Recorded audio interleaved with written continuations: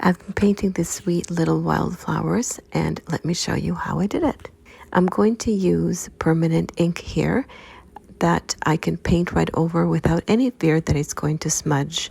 This dip pen is quite old and I really do not remember where it was purchased, but it works beautifully and there are many on the market that you can easily source. This does have a very fine tip, and because I'm painting on a really small card, that really comes in handy. So I'm just starting with these little tiny chicken scratches that are going to just indicate the direction of each of the petals. And as you can see, I'm adding the petals now. These flowers will have 5 of them, and in some cases, some will be longer in the front and the ones in the back will be foreshortened. And in the case on the one here, I'm not even going to show the last 2 petals because I want to painted from that extreme profile. Of course, a dip pen or even a fountain pen is not necessary here. Any writing instrument will do, even a good old pencil.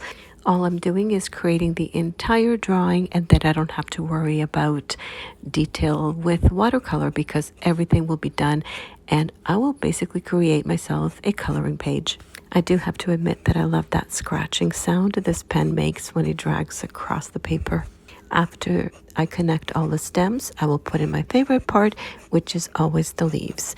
And I will just make sure that those are pretty intertwined and that they do create a nice little composition at the base of the flower. This is the ink that I used. As I mentioned, it is permanent, so I have no thread of it smudging when I apply the watercolor. Now I'm starting with the yellow centers.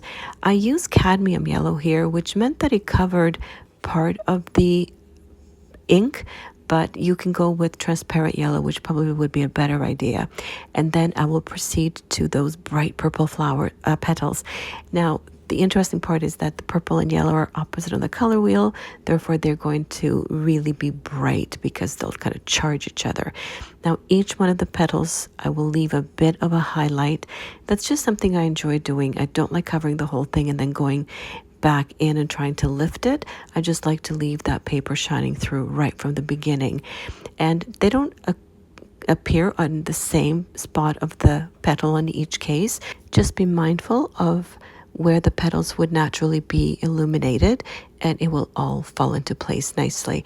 They'll just have a bit of a sparkle by the time that you finish the whole painting. If I can offer any advice here, is to start with fairly diluted paint. Don't overdo it and put in the really dark paint, especially the type of paint that won't move as you're trying to push the brush around. You know what I mean? When you're trying to paint and you just end up with not enough water on the brush itself. And you can always go back in like I'm doing here and add a little bit more color to the centers where they need to be color. But this is just so much easier. So lots of water on the brush always comes in handy.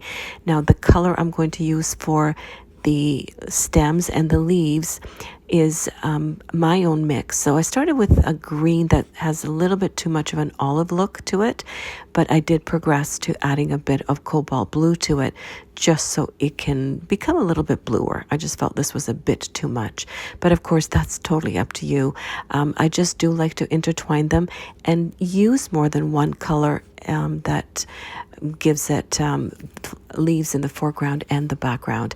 Now after I paint the whole thing, I will go back in and paint extra leaves that don't have any ink markings, which will make them look like they're really set far back. And then if you want to take it a bit further, we're gilding the lily now. I'm going to add just a bit of a background by using a neat combination of cerulean blue with a touch of burnt sienna. It just tones it down a bit, and just very transparent paint here just to give it a little bit of a background. And then I painted more than one, of course, and the one that I paint off camera always works out so much nicer. But in this case, let me show you how this worked out. So here are the two side by side, and you can decide which one you like better. So I certainly hope you will give this a try because it really is a fine little painting. And I happen to have this sweet little vintage frame which took it to the next level.